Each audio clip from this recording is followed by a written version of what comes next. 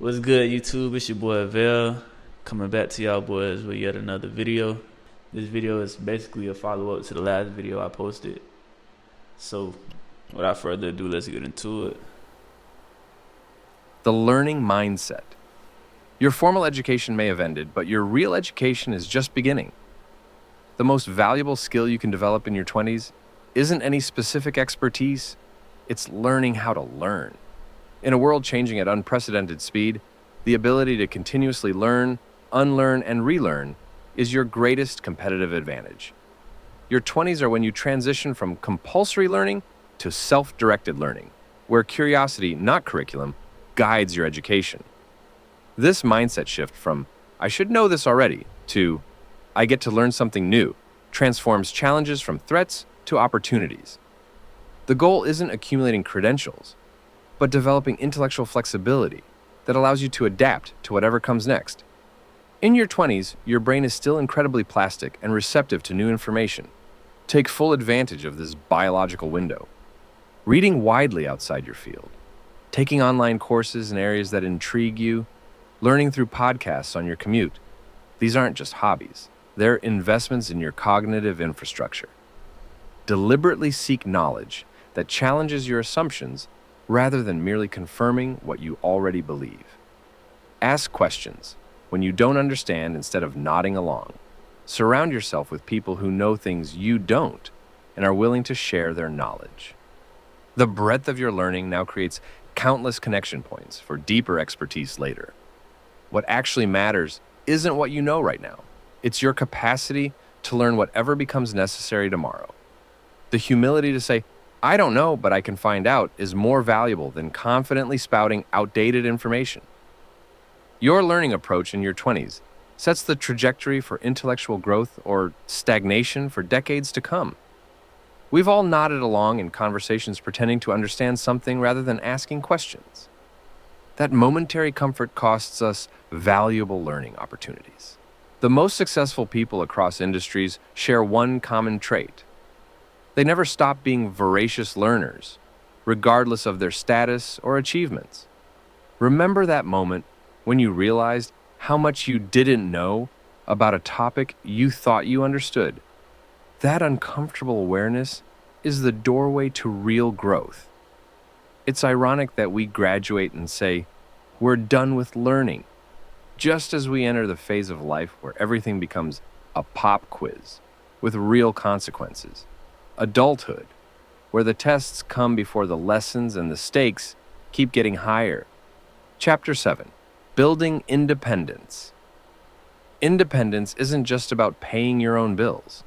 It's about developing the confidence to navigate life's complexities without constantly seeking external validation or direction. Your 20s mark the transition from depending on others to becoming someone others can depend on, including yourself. This independence isn't just financial, though that's important. It's emotional, intellectual, and practical. Learning to trust your own judgment, solve problems creatively, and recover from setbacks without constant support builds a self-reliance that becomes increasingly valuable with age. The goal isn't isolation, but interdependence, where your relationships are chosen from strength rather than maintained out of necessity. Every time you figure something out yourself, instead of immediately calling for help, you're building this vital life muscle. Practical independence comes from accumulating basic life skills, cooking nutritious meals, understanding how to maintain your living space, managing your schedule effectively, navigating transportation systems. Emotional independence means learning to regulate your own feelings without constant external validation.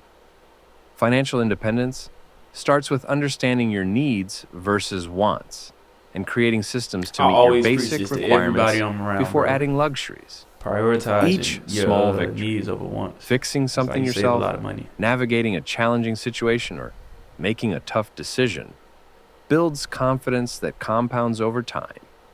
What actually matters in your 20s isn't achieving perfect independence overnight. It's embracing the sometimes uncomfortable process of becoming increasingly self-sufficient.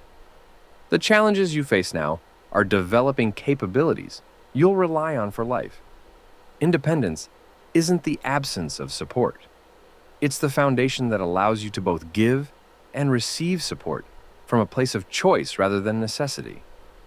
We've all had that moment of panic when something breaks and our first instinct is to call someone else to fix it. The pride that comes from solving it yourself is uniquely satisfying. True adulthood doesn't arrive at a specific age.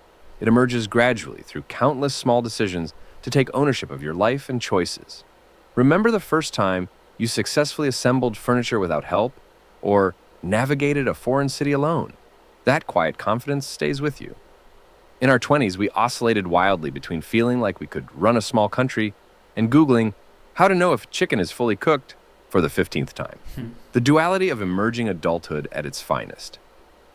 Chapter 8. The Courage Curriculum. The most transformative moments of your 20s won't come from comfort. They'll come from courage. And contrary to popular belief, courage isn't the absence of fear. It's action in the presence of fear. Your 20s present countless opportunities to build your courage muscle through intentional discomfort.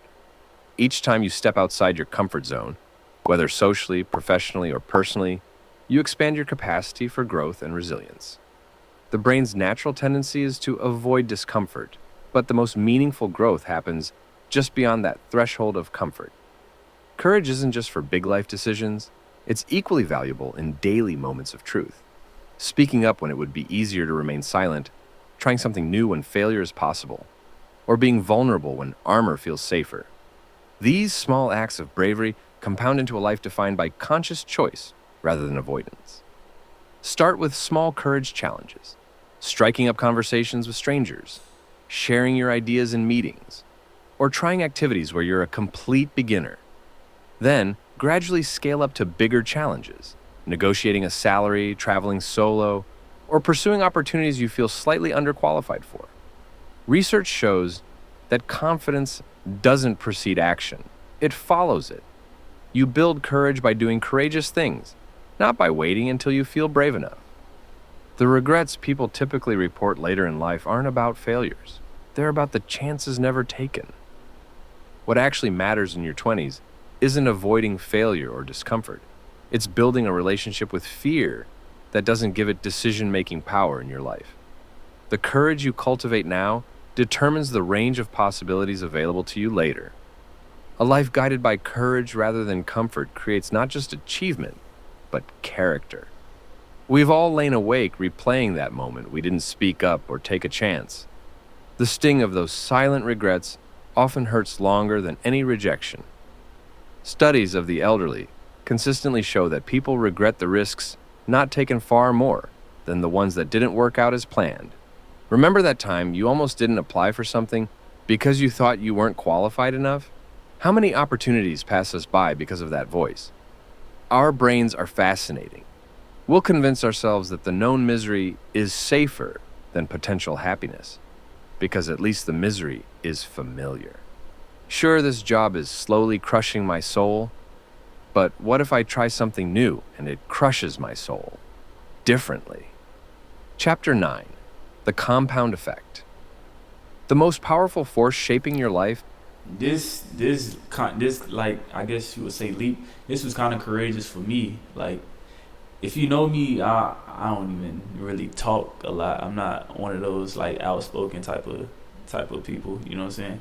I'm really like to myself, you know what I'm saying? So this is kind of like really, really out my comfort zone. But if I want to change my reality, change my life or whatnot, it's the type of shit I gotta do, you know what I'm saying? With time, this shit'll get a lot more easier, you know what I'm saying? It'll come off a lot more, I guess, natural and shit, but all of that shit come through with time, and you know what I'm saying? But yeah, this shit definitely out my comfort zone, but I'm about to see what this shit about. Isn't luck or talent? It's the compound effect of your daily habits. And your 20s are when these patterns get encoded into your life's operating system. Small, consistent actions may seem insignificant in the moment, but they create dramatic results over time, for better or worse. Just as compound interest transforms modest savings into wealth, compound habits transform ordinary routines into extraordinary outcomes. The challenge is that negative compounds work just as powerfully. Small negative habits repeated daily create significant downward trajectories. The magic and the challenge of your 20s is that you're establishing these patterns when the stakes feel low, but the long-term impact is immense. The daily choices that seem inconsequential, reading versus scrolling, saving versus spending, creating versus consuming, are actually defining your future trajectory with mathematical precision. Reading just 20 pages daily compounds to over 7,300 pages yearly. That's about 25 books that expand your thinking. A daily 30-minute walk compounds to 182 hours of movement yearly, transforming your health baseline. Writing 500 words daily compounds to 182,500 words yearly, 2 full-length books of personal expression. The compound effect works because consistency over time creates exponential rather than linear results. The question isn't, what massive change can I make today? But rather, what small improvement can I maintain consistently? What actually matters in your 20s isn't occasional heroic efforts, but rather the unglamorous daily disciplines that compound into remarkable results. The habits you normalize now will likely be with you for decades. Choose them intentionally. Your future reality is being built through today's seemingly small decisions, one day at a time. We've all watched someone transform their body, career, or finances through consistent effort while we looked for shortcuts. The person who started small but stayed consistent has lapped us multiple times. The most successful people rarely have dramatic origin stories. They simply did the right things consistently when no one was watching or validating them. Remember downloading that meditation app with grand intentions, using it twice, then forgetting about it? Small habits need systems, not motivation. It's amazing how we'll spend hours researching life hacks to save 5 minutes, while simultaneously avoiding the simple daily habits that would completely transform our lives in a year. Sure, I haven't started that savings account yet, but check out this folding technique that organizes my t-shirts in half the time. Chapter 10. The long game. Your 20s aren't the finish line. They're the starting blocks. And the most fulfilled people aren't those who win their 20s. They're the ones who use this decade to set up the long game. In a culture obsessed with immediate results, playing the long game is both radical and rewarding. Your 20s are about building the foundation and infrastructure for a fulfilling life journey, not just chasing quick wins or temporary validation. Some investments won't pay off immediately. Education that expands your thinking, relationships that challenge you to grow, or career moves that build capabilities rather than just your resume. These choices may seem counterintuitive when everyone else is optimizing for immediate rewards, but they create compounding advantages over time. The irony is that those focused exclusively on short-term wins often find themselves stuck in the same place years later, while those who played the long game have built momentum that propels them forward with increasing returns. What begins as a small advantage today becomes the defining advantage of tomorrow. What's rarely discussed is that playing the long game requires emotional resilience. You'll need to make peace with the discomfort of delayed gratification and the uncertainty of paths less traveled. You'll need to trust your own judgment when conventional wisdom pushes for quick results and visible achievements. The long game isn't just about career or finances. It applies equally to your health, relationships, and personal growth. Each area of life rewards those who can look beyond immediate convenience toward enduring fulfillment. Your 20s are the perfect time to ask yourself, am I making decisions that will expand or limit my future possibilities? The choices that feel momentarily uncomfortable now often create the most freedom and fulfillment later. Your future self is counting on you to make choices today that they'll thank you for tomorrow. Hey, productive people, I'm Peter, and I'm super excited to share something special with you. If you've been enjoying my content here, you're going to love what I've got over on my YouTube membership. By becoming a member, you'll unlock all the wonderful perks below. Get access to exclusive illustrations. All right, man, and that's basically the video. You know what I'm saying? Hey, if you in your 20s, like me, take that jump, take that leap, man. You don't want to be in your 40s, like I said, having regrets and shit, you know what I'm saying? You want to do that thing, do it, man. Do it. I'm doing it. Do it with me. You know what I'm saying? Hey, if you like the video, you know what I'm saying, leave a like, subscribe, comment, all that good shit. You know what I'm saying? It's your boy Vel. I'm gonna try to keep consistent with this shit, you know what I'm saying? I'm gonna get better personality wise. It's kinda like meeting that girl you like, you know what I'm saying? You don't wanna be too, I guess you wanna be yourself, but at the same time you don't wanna, you know what I'm saying, be too over the top, you know what I'm saying? You'll give it an ick. But as time goes and the shit, you know what I'm saying, I kinda open up, I just kinda, you know what I'm saying, be myself. I got a little goofy side, but that'll come naturally over time and shit. But if y'all fuck with the video, like I said, like, comment, subscribe. I'll catch y'all boys on the next one, man.